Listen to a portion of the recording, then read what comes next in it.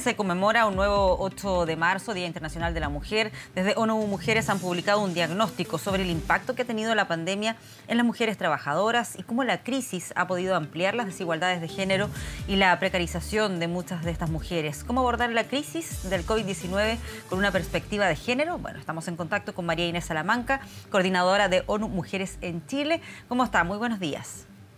Muy buenos días, muchas gracias por la invitación. Ustedes hacen un diagnóstico ahí bien amplio respecto a lo que ha ocurrido con las mujeres en todo este periodo de la pandemia, y quiero sumarle también el dato que se dio a conocer ayer de parte de la CEPAL, donde se dice que Chile es el segundo país de la región con menos impacto en pobreza por la pandemia, pero son las mujeres la población más afectada, especialmente en lo que dice relación con el empleo. Este diagnóstico coincide con el que tienen ustedes. ¿Cómo ven lo que está ocurriendo en materia de trabajo con las mujeres? Bueno, efectivamente nosotros ya veníamos incluso desde el inicio de esta crisis, producto de la pandemia del COVID-19, ya identificando cuáles son los impactos que tiene el COVID en la sociedad y en América Latina. Nosotros veíamos que existe un impacto que es diferenciado, ¿no?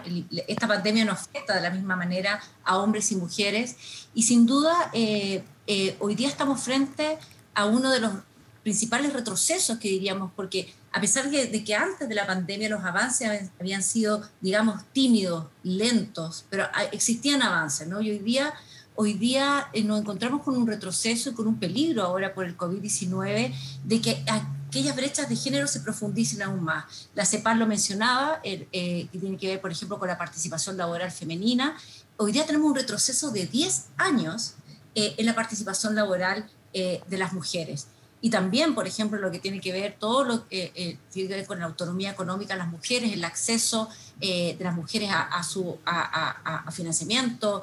A mujeres han tenido que abandonar sus emprendimientos o dejarlos en pausa. En fin, hemos visto un retroceso que es preocupante, y lo que tenemos y el mensaje es que este Día Internacional de la Mujer nos centremos en pensar cómo volvemos, no solamente las cifras que estaban antes de la pandemia, sino que cómo volvemos de mejor manera, ¿no? Que volvamos a retomar esas tasas de empleo y también de trabajo decente. Yo creo que también lo que se ha visto con la pandemia es visibilizar las desigualdades existentes. Y eso tiene que ver también con los tipos de empleo. Hemos visto un aumento sin duda de la informalidad y bueno, y hay que pensar en una recuperación económica que ponga a las mujeres en el centro también de la respuesta. Y ese es el tremendo desafío, y ese es el llamado hoy día también para el Día Internacional de la Mujer, pero también con un enfoque también de visibilización a aquellas mujeres líderes que han tenido un rol protagónico durante esta crisis. Y no solamente hablamos de las mujeres líderes en el ámbito sanitario, en la ciencia, ¿no? En las tecnologías, sino que pensar las mujeres líderes hoy día que tienen un rol fundamental en los territorios. Por ejemplo, las mujeres que han estado organizando ollas comunes. He habido muchísimas mujeres que han tenido que postergar muchas de sus actividades porque han tenido que asumir horas extras, por ejemplo, de cuidado y trabajo doméstico no remunerado. María Inés. También utilizar a esas mujeres en esta fecha. Claro.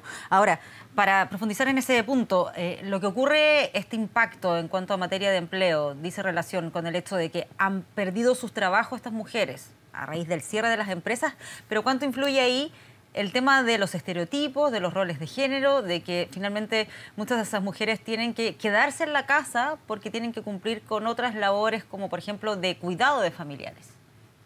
Sí, yo creo que ese último punto nosotros consideramos que es el principal cuello de botella, digamos, para el empoderamiento económico, y ya lo veníamos diciendo desde antes de la pandemia. No es solamente que ahora con la pandemia las mujeres tienen más carga.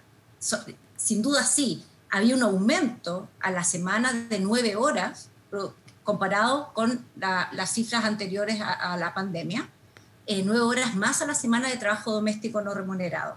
Y esto también ha implicado un aumento. Si comparamos hombres y mujeres, las mujeres están destinando 14 horas más que los hombres en trabajo doméstico no remunerado, y el cuidado, particularmente, no solamente de niños y niñas, sino que también de personas adultas mayores, personas que tengan algún tipo de enfermedad en el hogar, y personas con discapacidad también. Entonces, digamos que ese es uno de los principales cuellos de botella.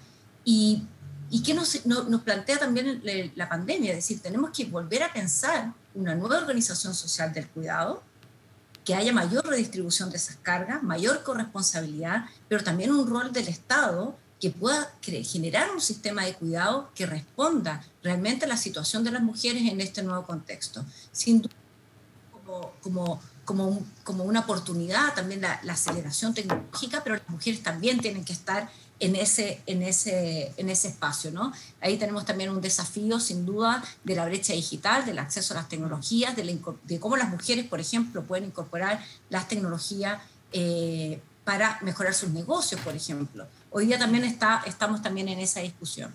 Sí, María Inés, bueno, con toda esta sobrecarga y lo que tú has estado describiendo que les ha tocado puntualmente a las mujeres enfrentar durante este periodo de pandemia, ¿qué es lo que pasa o si es que ustedes logran percibir en términos de salud mental? ¿Cómo se han visto afectadas al tener que perder el empleo, hacerse cargo de estas otras labores, cumplir también ese rol de reemplazar el colegio, de ayudar en cuanto a los temas de aprendizaje? ¿Qué ha pasado ahí en términos de salud mental?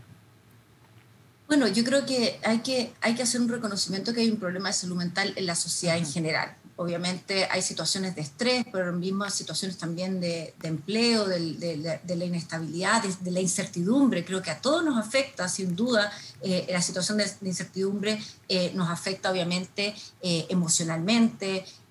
Hemos visto también, producto de la pandemia, un aumento de la violencia contra las mujeres, y eso también se ha visto con datos del Ministerio de la Mujer y la Equidad de Género, que hay un aumento de un 146% de las llamadas de atención de violencia.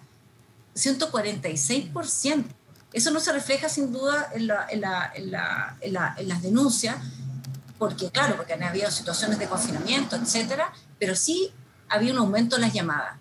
Tenemos que tener una mirada también del impacto del COVID en la salud mental de las mujeres que han estado muchísimo bajo presión. Mencionamos, ¿cierto?, la carga de cuidado, ¿cierto?, la incertidumbre, la pérdida de los empleos. Sin duda eso también, todo ese conjunto de factores va repercutiendo en la salud mental. Creo que hemos visto en distintos espacios que se está poniendo el tema de salud mental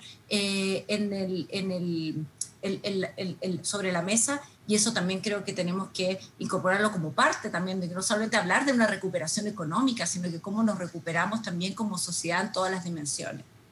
Sí, ahora en esa misma línea el hecho de que no hayan ahora estas cuarentenas tan masivas como en algún momento puede que al menos ayude a esos problemas de violencia intrafamiliar que en algún momento tuvimos que comentar en varias entrevistas incluso porque se habían desarrollado un incremento importante, especialmente en esas llamadas pidiendo ayuda debido al encierro.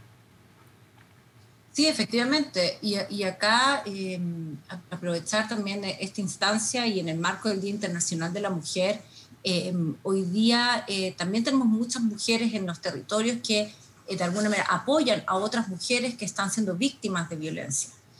También un reconocimiento a esas mujeres líderes, dirigentes sociales que también están haciendo esa atención, digamos, a nivel local.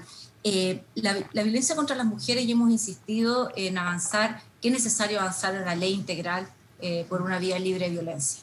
Yo creo que eso es uno de los, siempre, tanto en todas las instancias que podemos hacer un llamado, y es también el llamado también de la sociedad civil, del movimiento de mujeres, también decir al Congreso, decirle, tenemos que avanzar en esa deuda, avanzar en una ley de segunda generación, a una ley integral que considere todas las manifestaciones de violencia y también generar mayor mecanismo de financiamiento también para la prevención de la violencia. Yo creo que en eso tenemos todavía un llamado particular, que la pandemia no sea una excusa para redirigir recursos, por ejemplo, o no tener como un tema prioritario la violencia contra las mujeres.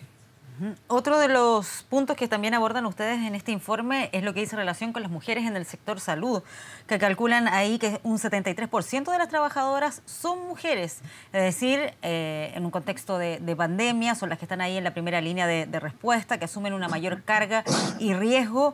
¿Cómo se han visto también impactadas las mujeres que les toca estar en esa área enfrentando todo el tema del coronavirus? Mire, un dato bien interesante que obtuvimos con datos de la OMS que llamó mucho la atención, además de la alta participación de mujeres en ese sector y en esa primera línea de respuesta sanitaria.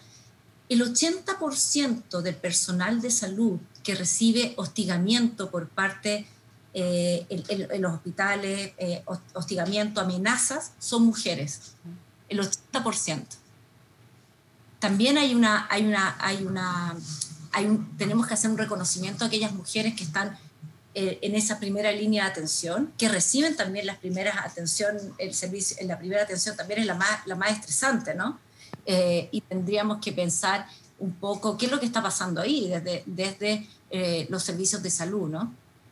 Claro, además que son trabajos en los que no está la opción de teletrabajar, de hacer esto de vía telemática y que, como vimos especialmente ahí al inicio de la pandemia, muchas funcionarias de salud tenían que dejar a sus hijos a cargo de otras personas para así reducir la posibilidad de contagio. Sí, efectivamente, y por eso dentro de la campaña del Día Internacional de la Mujer, ONU Mujeres está visibilizando a aquellas mujeres líderes que han tenido un rol protagónico en la respuesta, porque sabemos el sacrificio que han estado haciendo y al igual que todas las mujeres, también con esta gran carga del tema del cuidado, pero sin duda ellas tienen un rol en esta primera línea de respuesta sanitaria. Sí, en este diagnóstico que ustedes hacen también entregan una serie de recomendaciones, son varias ahí, pero tal vez poder destacar, María Inés, cuáles son las más relevantes, las que ustedes consideran que son más urgentes de seguir.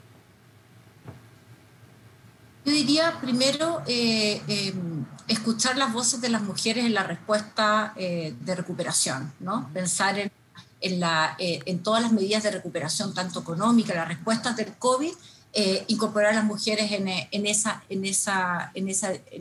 tanto en la discusión, tanto sentadas en la mesa, en la toma de decisiones para implementación de las políticas de recuperación. También pensar que las mujeres,